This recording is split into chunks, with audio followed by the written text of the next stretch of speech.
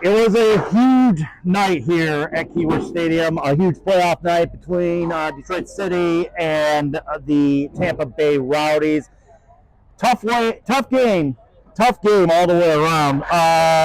Now let's go over the review here. You know, Tampa Bay early on got the first goal. Cal Jennings on a header, an assist by Leo Fernandez in the 19th minute.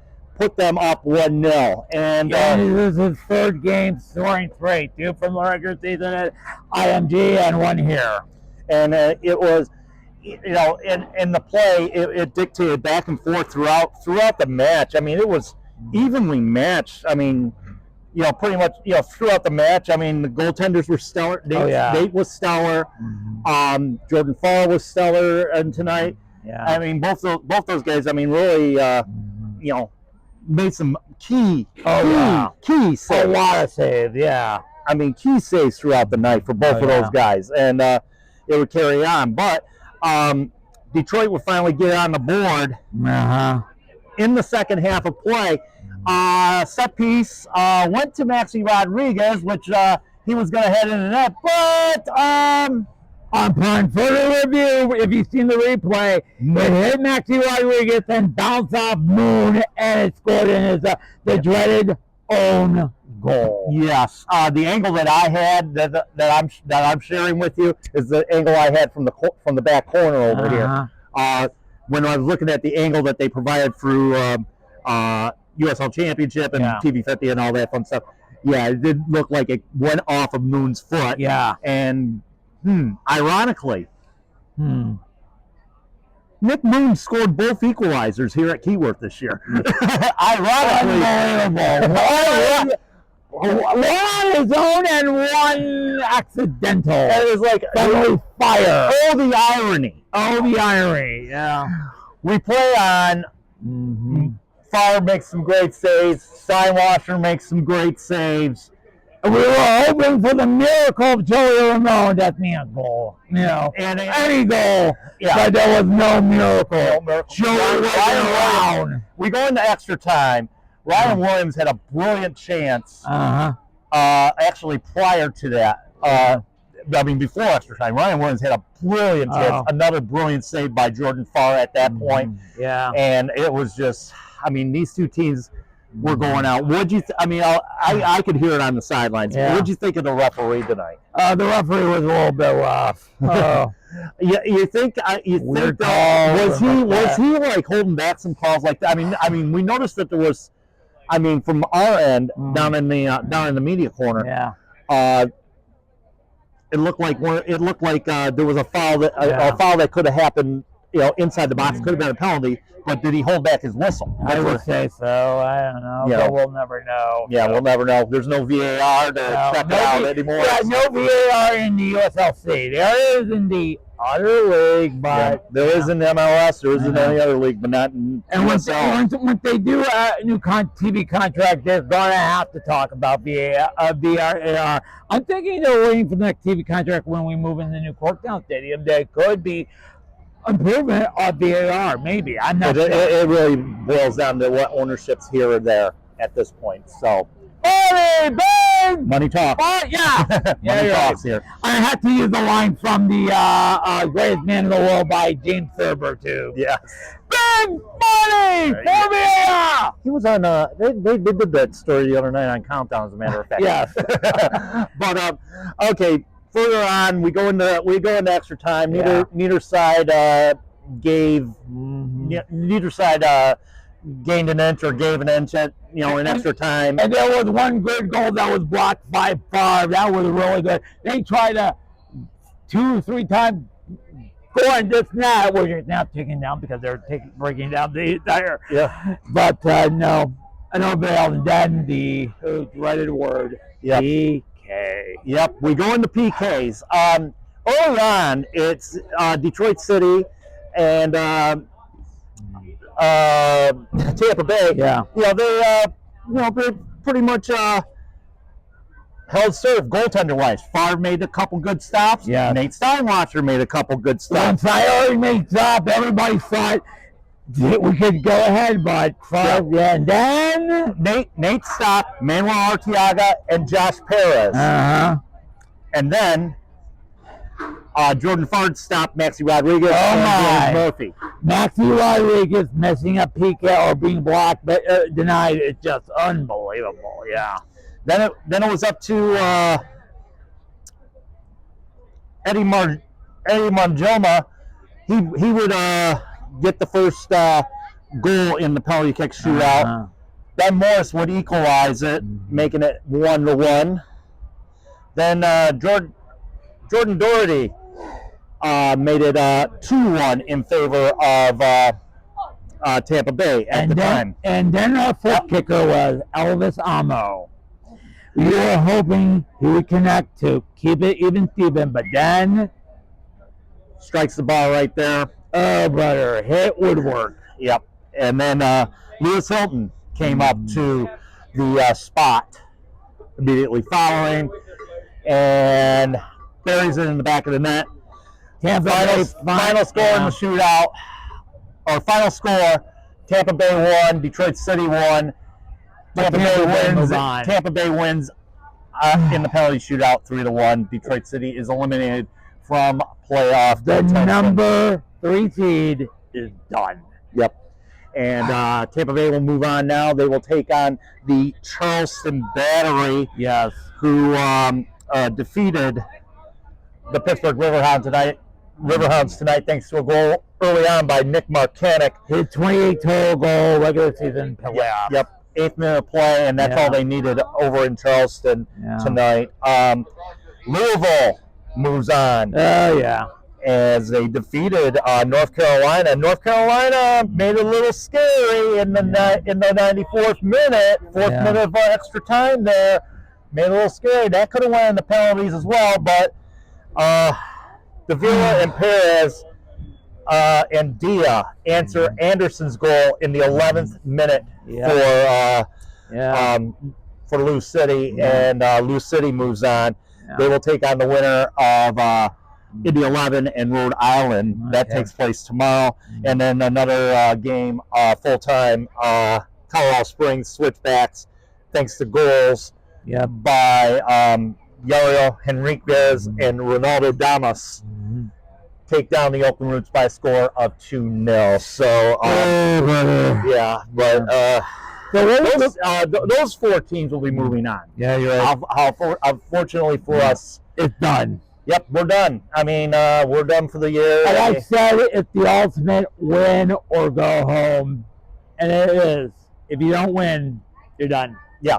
And hibernation now. Yeah, it's like what do you do? For the women's indoor league. Yeah. Oh, yeah. Thank you for bringing that up. So, even though the men are done, City is not done. No. City is not done. December is when the MASLW schedule is coming out. We got games in December, but we'll be back. We'll be back in January with soccer action at the Fieldhouse. Yeah, you're right. Yeah, looking forward to that. Too bad we didn't mention the stats for this game. Oh no, we did not. Let's roll into those stats real quick. Let's roll the hallmark. We talked about stats for this game. Yeah. Yes. Let's roll into the stats and all that stuff here. We're jumping ahead of the gun here. You're right. As you know, thank you for bringing that up there, Steve. Thank you. Okay, so let's go to the stats. 58 Detroit City. Initially, the ball possession went the way of Tampa Bay, but Detroit City got more of the ball possession. Yeah. Total shots, 17 shots for Tampa Bay, 12 for Detroit City. Wow. However, the shots on target, 5 apiece on each side. Yeah, you're right. Accurate. I mean, one thing that was wrong with Detroit City is that passing the ball accurately and not making opportunities down the middle. 78% as far as that goes. 457 accurate passes tonight for those guys. More fouls committed by Tampa Bay tonight. Only one offside. The entire night. In fact, it was down at that end when the flag came up. Yeah, you're right. And you saw those. We were seeing those Tampa Bay Yeah. players just jumping around. I was like, what do you mean? It's awesome. Are you talking about the one near the board? Yes. When our players got Yeah. injured? And I saw the video you shot. Yeah. What was said like, hey, some words we can't say on TV or online or something like that. It was like Playoff football, my friend. playoff football, yeah. Playoff football. The big surprise, Things get more intense in the playoffs. I know. The big surprise when I read the lineup, Nick Steinwatcher started in the game, which I was kind of surprised. I thought I was too. Yes, I was too. I was thinking they were going to ride Elvis. Okay. In the interim, I thought they were. All right. Because I mean, you figured he had the start and of course a great performance down in San Antonio. Yeah, right. You figured they would get him in there tonight. So another thing that thing that surprised me too in the lineup was Les Jope not being in the lineup. Oh yeah, not being in the 18. Yeah. He's had an issue with sports hernia. Oh yeah. From what I've been understanding, and even when the temperature, when it gets this cold out. Oh yeah, it's very cold tonight. That's the reason why we play 4 o'clock. It's like season and early. 50-degree weather, it probably would affect him that much. Right, so he ended up being pretty much a scratch tonight. Healthy scratch tonight. Here's what it could have if. Would the result be different if Santana was starting to Sandelian? I don't think so. I don't think so because I'm having messed up with his last name. Sorry. Yeah, I don't think so. I really don't think so because you can't fault the two misses or the 2 goals or the 3 goals that were made there. We just missed the chance. And don't be blaming Elvis Amo. I'm not going to blame him for missing. No, for hitting the crossbar. And it happened all the time. I saw Seb Harris missed the penalty kick during the regional final against Cleveland. It was one of 3 penalty kicks missed over the bar, which was. And you and I were talking with Danny Decal. Yeah.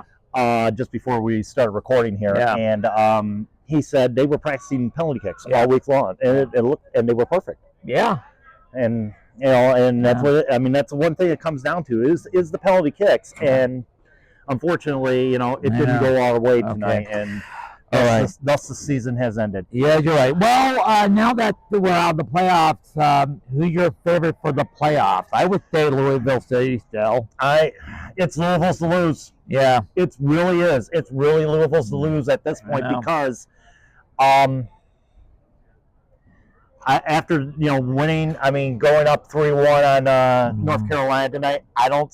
If they play like Indy next week, or Rhode Island, they should go strong. As long as they got home field advantage at Lynn Family Stadium throughout the playoffs, they're going to be a very tough out. I have always said it could be New Mexico against Louisville, number 1 versus number 1 in the final broadcast on CBS. That will come down week 0. Yep. Now that the season is ended, we're going to have to ask this question.